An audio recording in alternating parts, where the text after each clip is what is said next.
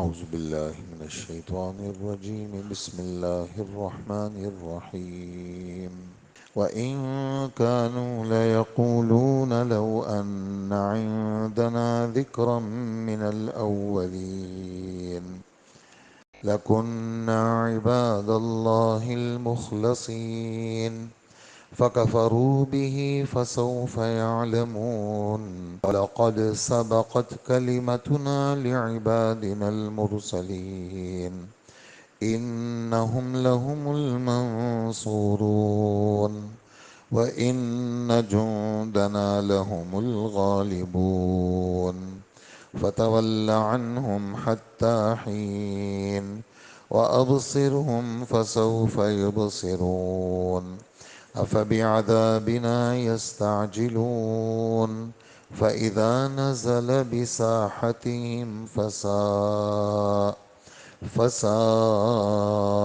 صباح المنذرين وتول عنهم حتى حين وأبصر فسوف يبصرون صدق اللہ العظیم۔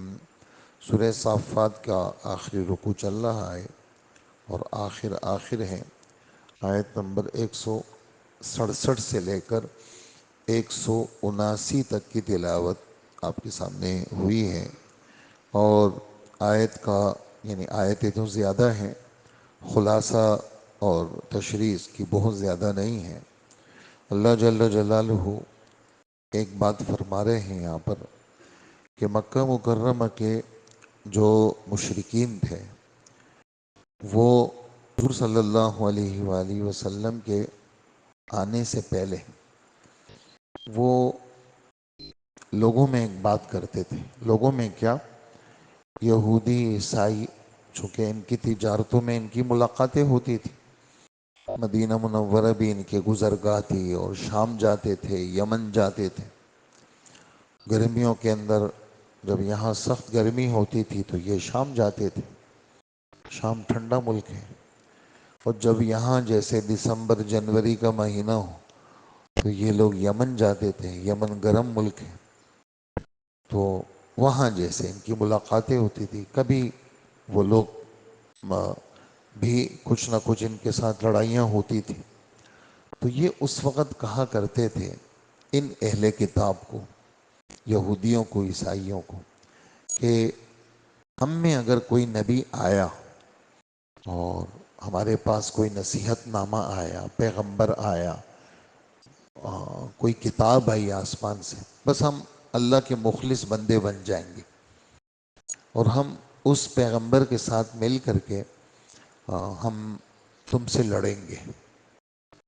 یہی اسی طرح کا ملتا جلتا جملہ یہودی بھی کہا کرتے تھے، اس لیے کہ ان کی کتابوں میں تو پیشن گوئی تھی کہ پیغمبر آئیں گے، لیکن ان کو یہ تھا کہ ہم میں سے آئیں گے، بنو اسحاق میں سے آئیں گے۔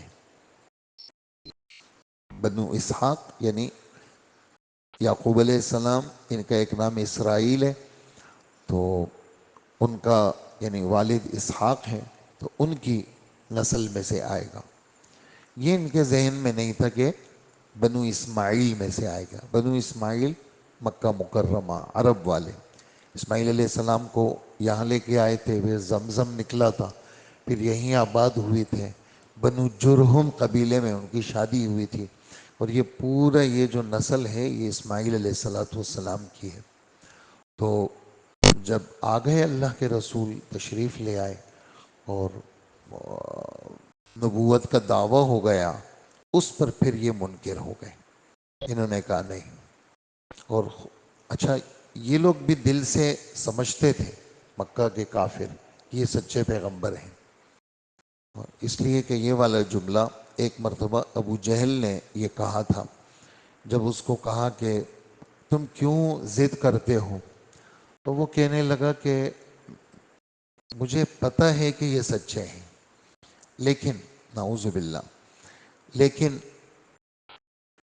حاجیوں کو یہ سنبھالیں، زمزم کا پانی ان کے کنٹرول میں، اور بیت اللہ کی ساری دیکھ بھال وہ ان کے قبضے میں، یعنی اللہ کے رسول کا جو خاندان تھا بنو ہاشم، تو نبوت بھی یہ لے لے، بس میں ان کو نبوت میں بڑا نہیں مانوں گا، نعوذ باللہ، سب چیزیں ان کے پاس تو یہ بھی ان کے پاس۔ تو اس ضد کی وجہ سے ابو جہل اور اس ٹائپ کے جو لوگ تھے انہوں نے انکار کیا۔ اور انہوں نے انکار کیوں کیا یہودیوں نے، کہ بنو اسماعیل میں سے کیوں آئے؟ تو یہ جلن تھی اللہ کے رسول سے۔ یہ باتیں اس کے متعلق ہیں کہ کوئی بات نہیں، آپ تسلی رکھیں اور آپ انتظار کریں۔ 2 دفعہ آپ نے سنا گا ابصرہم فسوف یبصرون، وابصر فسوف یبصرون، فتول عنہم حتی حین، وتول عنہم حتی حین۔ یہ ایک آیت ڈبل ڈبل آئی ہے اللہ کے رسول کی تسلی کے لیے۔ بس آپ کچھ مدت تک تسلی رکھیں، پریشان نہ ہو، یہ بھی دیکھ لیں گے، پتہ چلے گا کیا ہوگا، ان کو پتہ چلے گا۔ اور یہ بات طے شدہ ہے ہمارے پیغمبروں کے لیے یا پیغمبر کے نائبین کے لیے۔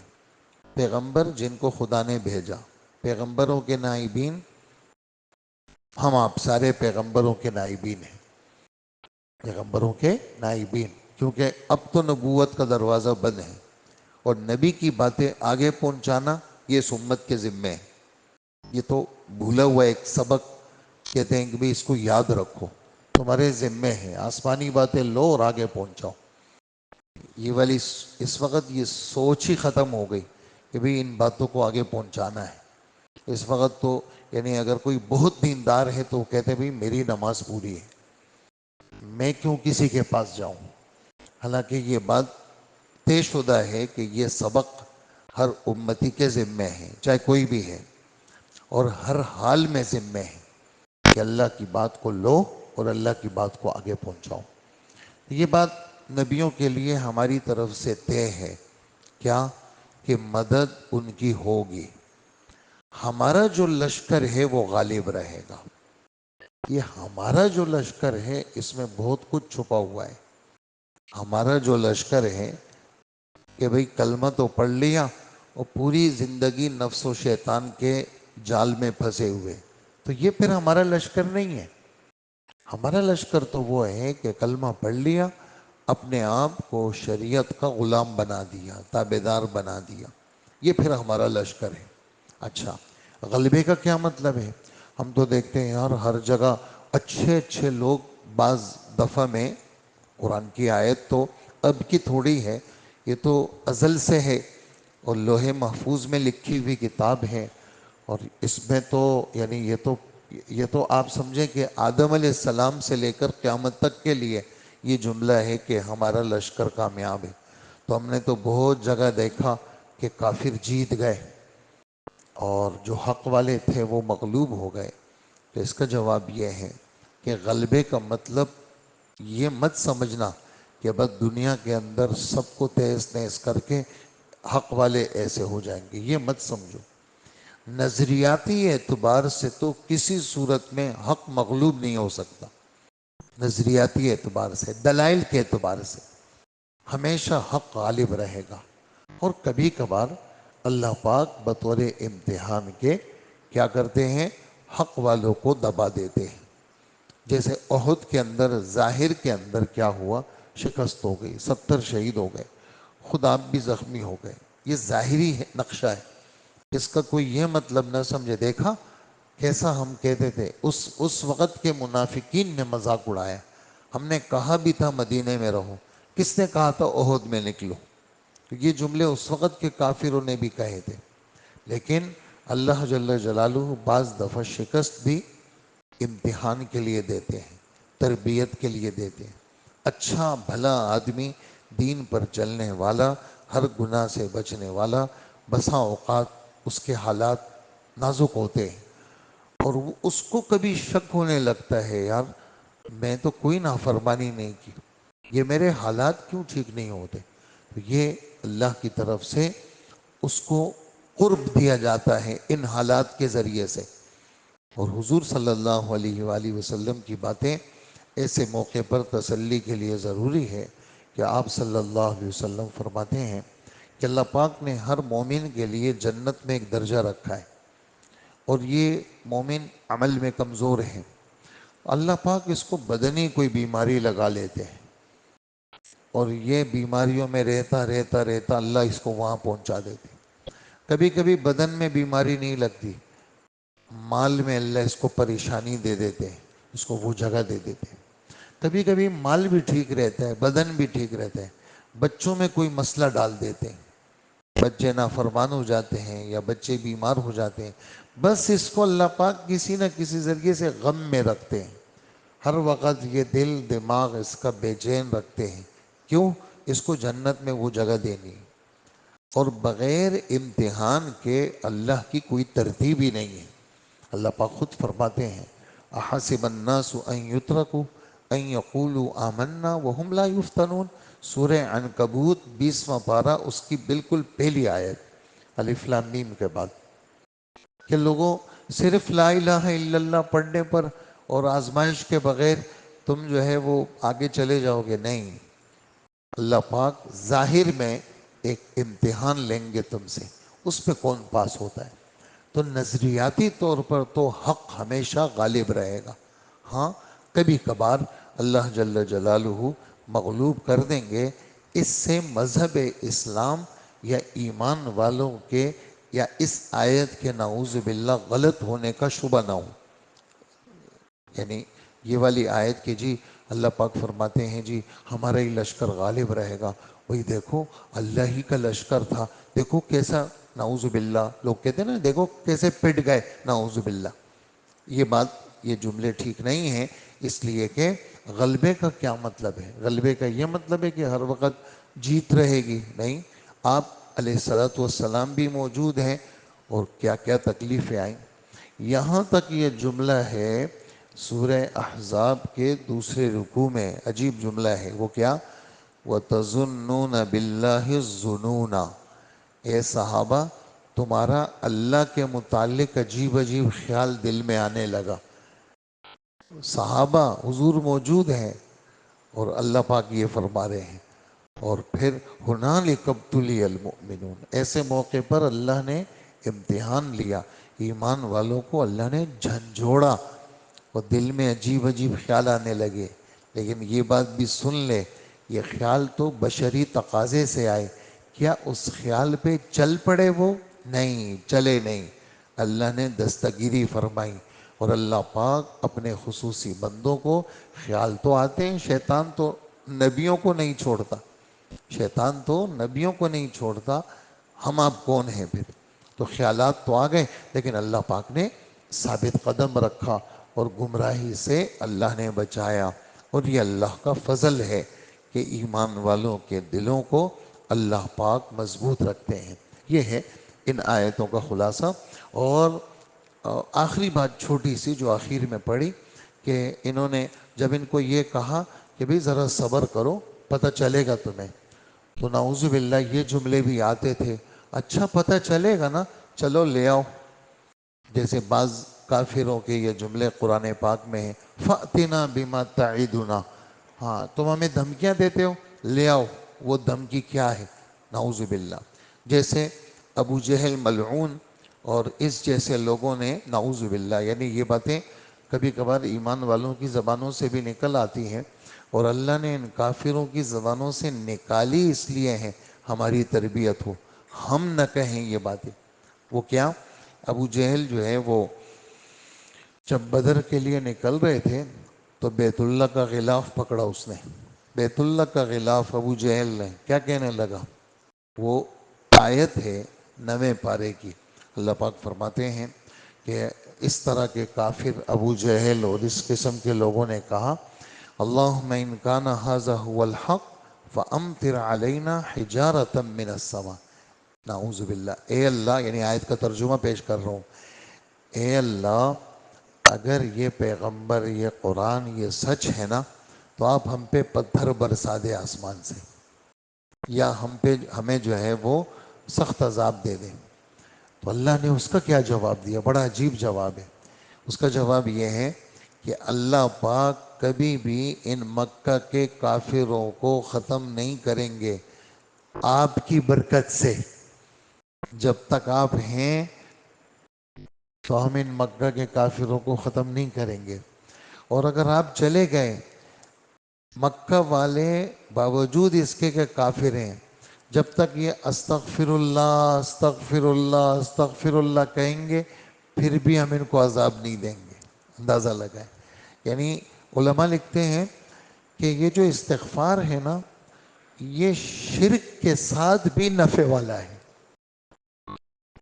یہ جو استغفار ہے، یعنی ایک مشرک آدمی کہتا ہے استغفر اللہ، تھوڑی دیر کے بعد بت کو سجدہ بھی کرتا ہے، تو یہ استغفر اللہ کافر کو بھی نفع دیتا ہے۔ چاہے کہ مسلمان کو، ہم تو بت کو سجدہ نہیں کرتے، تو جب یہ ایک مشرک کو استغفر اللہ نفع دیتا ہے تو مسلمان کو کیوں نہیں دے گا؟ تو جب تک یہ مشرک استغفار کریں گے تو ہم ان کو عذاب نہیں دیں گے، باوجود اس کے کہ جملہ آپ سنیں کتنا بیکار جملہ ہے کہ ابو جہل نے جملہ کہا تھا۔ تو اللہ پاک فرماتے ہیں جب ہمارا عذاب ان کے بالکل صحن میں آ جائے گا اور ان کے بالکل سامنے آ جائے گا، پھر ان کا یہ دن بڑا برا ہوگا اور بہت یہ ذلیل ہوں گے۔ تو پھر آ گیا وہی عذاب، اسی ابو جہل کو 14-15 سالہ لڑکوں نے مارا، عبداللہ ابن مسعود جیسے کمزور صحابی، قد کے بھی چھوٹے، بدن کی بھی کمزور، وہ گئے ابو جہل کے سینے پہ چڑھے اور ابو جہل کی گردن کو کاٹا۔ ابو جہل دیکھ رہا تھا لیکن ہاتھ پیر نہیں ہلا سکتا تھا، اللہ نے ایسے ذلیل کیا۔ تو یہ اللہ جل جلالہ کے ساتھ مقابلے کرنا، اللہ کو اس طرح کے نعوذ باللہ تانے دینا، یہ ایمان والے ایسا نہیں کرتے۔ ایمان والے تو دبنے والے لوگ ہیں، اللہ کے سامنے دبنا، اللہ کے سامنے عاجزی کرنا، یہ ہے ایمان والوں کا شیوا۔ تو یہ ان آیتوں کا خلاصہ تھا، میں نے آپ کی خدمت میں پیش کیا۔ ترجمہ ذرا سن لیجئے۔ وَإِن كَانُوا لَيَقُولُونَ، حضرت محمد صلی اللہ علیہ وآلہ وسلم کی پیدائش سے پہلے، آپ کے آنے سے پہلے، آپ کی نبوت سے پہلے، یہ مکہ کے کافر کہتے تھے لو ان عندنا ذکرا من الاولین، اگر ہمارے پاس پچھلے لوگوں کی طرح یعنی یہودی عیسائیوں کی طرح کوئی نصیحت نعمہ ہوتا تو ہم بھی کیا ہوتے؟ لَكُنَّا عِبَادَ اللَّهِ الْمُخْلَصِينَ، ہم اللہ کے برگزیدہ بندے ہوتے، ہم بھی نیک ہوتے، ہم بھی کلمہ پڑھتے۔ لیکن جب آ گئے، دیکھ لیا، آنکھوں سے دیکھ لیا، فَكَفَرُوا بِهِ، انہوں نے نبی کا انکار کیا، اور فَسَوْفَ يَعْلَمُونَ، ان قریب ان کو پتہ چلے گا، اس انکار کا پتہ ان کو چلے گا۔ اور ہماری ترتیب یہ ہے کہ ہم نے اپنے پیغمبر بندوں کے بارے میں یہ بات طے کر لی ہے، سبقت طے کر لی ہے۔ یہ بات کیا طے کر لی ہے؟ کہ یقینی طور پر ان کی مدد کی جائے گی، اور حقیقت یہ ہے کہ ہمارے لشکر کے لوگ ہی غالب رہیں گے۔ غلبے کا مفہوم میں نے آپ کو سنا دیا کہ کبھی ذہن میں یہ بات نہ آئے یار ہر جگہ مسلمان پٹ رہے ہیں، کب غالب ہوں گے؟ تو یہ غلبے کا مطلب یہ نہیں ہے کہ ہر وقت جیت رہے گی۔ ہاں، نظریاتی اور دلائل کے طور پر مسلمانوں کو کوئی ہرا نہیں سکتا، یہ ہمیشہ اونچے رہیں گے، ہر لحاظ سے اس میں مذہب اسلام میں اونچائی ہے۔ لہٰذا اے پیغمبر، تم کچھ وقت تک ان لوگوں سے بے پرواہ ہو جاؤ اور انہیں دیکھتے رہو، انتظار کرو، ان قریب یہ خود بھی دیکھ لیں گے۔ بھلا یہ ہمارے عذاب کو جلدی مانگ رہے ہیں؟ تو جب وہ عذاب ان کے صحن میں اترے گا، آمنے سامنے وہ عذاب ہوگا، تو وہ صبح ان کے لیے بہت بری صبح ہوگی۔ اور تم کچھ وقت تک ان لوگوں سے تسلی رکھیں، آپ ذرا بے پرواہ ہو جائیں اور آپ پریشان نہ ہوں اور دیکھتے رہیں، ان قریب خود ان کو پتہ چل جائے گا۔ آخری 3 آیتیں باقی ہیں، وہ انشاءاللہ کل کے سبق میں آئیں گی۔ اللہ پاک ہمیں عمل کی توفیق عطا فرمائے۔ الحمدللہ رب العالمین۔